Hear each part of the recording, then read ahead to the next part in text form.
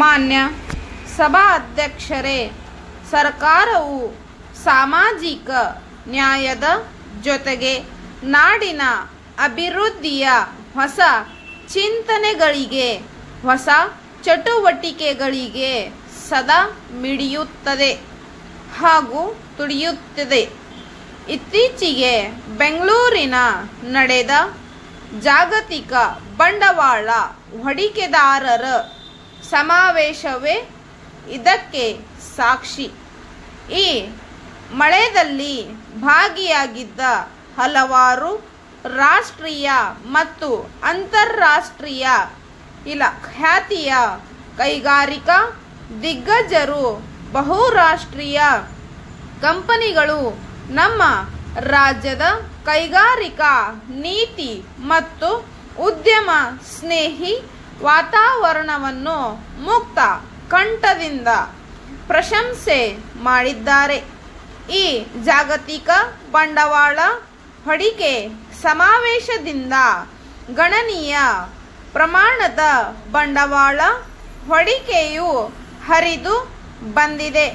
ಸರ್ಕಾರದ ಬಹುತೇಕ ಯೋಜನೆ ಮತ್ತು ಕಾರ್ಯಕ್ರಮಗಳ ಯಶಸ್ಸು ಆಯಾ ಯೋಜನೆಗಳ ಅಂತಿಮ ಹಂತದ ಅಂದರೆ ಕೊನೆ ಮೈಲು ಸಂಪರ್ಕವನ್ನು ಆಧರಿಸಿದೆ.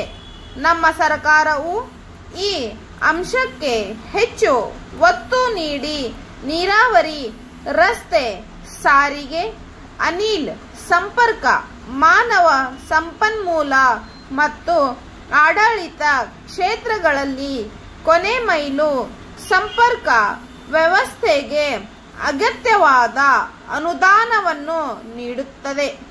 ಸರ್ಕಾರದ ಪ್ರಗತಿಪರ ಕಾರ್ಯನೀತಿ ಮತ್ತು ಆಯವ್ಯಯ ಬೆಂಬಲದಿಂದಾಗಿ ನಮ್ಮ ರಾಜ್ಯವು ಹಲವಾರು ರಾಷ್ಟ್ರೀಯ ಸಾಧನೆ ಮತ್ತು ಮನ್ನಣೆಗೆ ಪಾತ್ರವಾಗಿದೆ.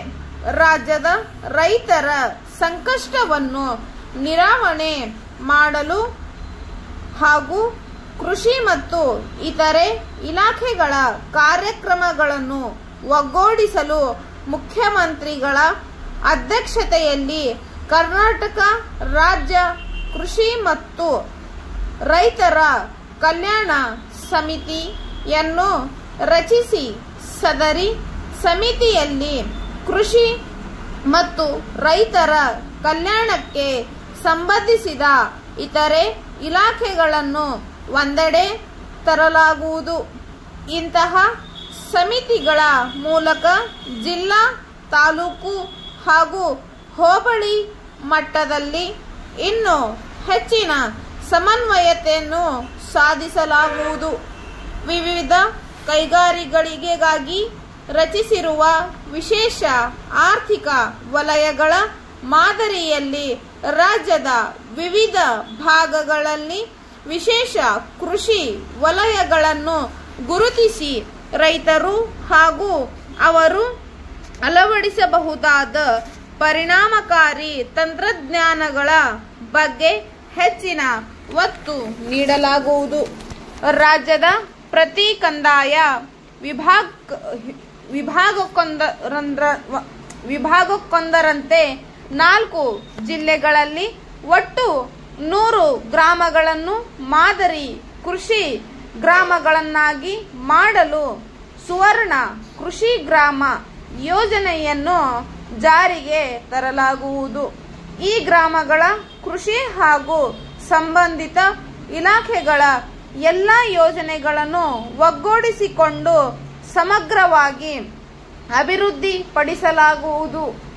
ಕೃಷಿ ಹಾಗೂ ಕೃಷಿ ಸಂಬಂಧಿತ ಚಟುವಟಿಕೆಗಳಿಗೆ ನೆರವಾಗುವ ಹೊಸ ಆವಿಷ್ಕಾರ ತಂತ್ರಜ್ಞಾನಗಳನ್ನು ಬಳಸಿ ಉದ್ದಿಮೆ ಸ್ಥಾಪಿಸಲು ರಾಜ್ಯ ಸರ್ಕಾರವು ಪ್ರಾರಂಭಿಕ ಹಣಕಾಸು ನೆರವು ನೀಡಲು, ಕೃಷಿ ನವೋದ್ಯಮ ಅನುಷ್ಠಾನಗೊಳಿಸಲು 10 ಕೋಟಿ ರೂಪಾಯಿಗಳ ಅನುದಾನವನ್ನು ಒದಗಿಸಲಾಗುವುದು. ರಾಜ್ಯದಲ್ಲಿನ ಕೃಷಿ ಮತ್ತು ಕೃಷಿಗೆ ಸಂಬಂಧಿಸಿದ ಬೋಧನೆಯಲ್ಲಿ ತೊಡಗುವ ಕೃಷಿ ವಿಶ್ವವಿದ್ಯಾನಿಲಯಗಳಿಗೆ ಅವಕಾಶ, ಪರಿಶಿಷ್ಟ ಜಾತಿ ಮತ್ತು ಪಂಗಡಗಳ ರೈತರು ತೋಟಗಾರಿಕೆಯ ಲಾಭವನ್ನು ಪಡೆಯಲು ಪ್ರೋತ್ಸಾಹಿಸುವ ಸಾಲವಾಗಿ ಹೊಸ ಯೋಜನೆಯನ್ನು ಜಾರಿಗೊಳಿಸಲಾಗುವುದು. ಫಲಾನುಭವಿಗಳಿಗೆ ಬೀಜ ವಿತರಣೆಯ ಹಂತದಿಂದ ಮಾರುಕಟ್ಟೆ ಹಂತದವರೆಗೆ ಬೆಂಬಲ ನೀಡಲಾಗುವುದು. ಆಸ್ತಿಗಳನ್ನು ದಕ್ಷತೆಯಿಂದ ಬಳಸಿಕೊಳ್ಳುವುದನ್ನು ಖಚಿತಪಡಿಸಲು ಫಲಾನುಭವಿಗಳನ್ನು ಹನಿ ನೀರಾವರಿ ಯೋಜನೆಯಡಿ ಕ್ಷೇತ್ರದಲ್ಲಿ ಅಳವಡಿಸುವ ಬೆಳೆ ಅಂತರಕ್ಕೆ ಅನುಗುಣವಾಗಿ ಘಟಕ ವೆಚ್ಚದ ಶೇಕಡ 90% ಸಹಾಯ ಒದಗಿಸಲಾಗುವುದು. ರಾಜ್ಯದಲ್ಲಿನ ಪ್ರಾಥಮಿಕ ಕೃಷಿ ಪತ್ತಿನ ಸಹಕಾರ ಸಂಘಗಳನ್ನು ಮುಂದಿನ 3 ವರ್ಷಗಳಲ್ಲಿ ಹಂತ ಹಂತವಾಗಿ ಗಣಕೀಕರಣಗೊಳಿಸಲಾಗುವುದು. ಗೃಹ ನಿರ್ಮಾಣ ಸಹಕಾರ ಸಂಘಗಳಲ್ಲಿ ಜಮೀನು ಖರೀದಿ ಹಾಗೂ ನಿವೇಶನಗಳ ಸಕಾಲಿಕ ಹಂಚಿಕೆ ಹಾಗೂ ಅವುಗಳ ಕಾರ್ಯನಿರ್ವಹಣೆಯಲ್ಲಿ ಪಾರದರ್ಶಕತೆ ತರಲು ಅನುಗುಣವಾಗುವಂತೆ ಗೃಹ ನಿರ್ಮಾಣ ಸಹಕಾರ ಸಂಘಗಳ ಅಧಿನಿಯಮ 1959ಕ್ಕೆ ತಿದ್ದುಪಡಿ ತರಲಾಗುವುದು.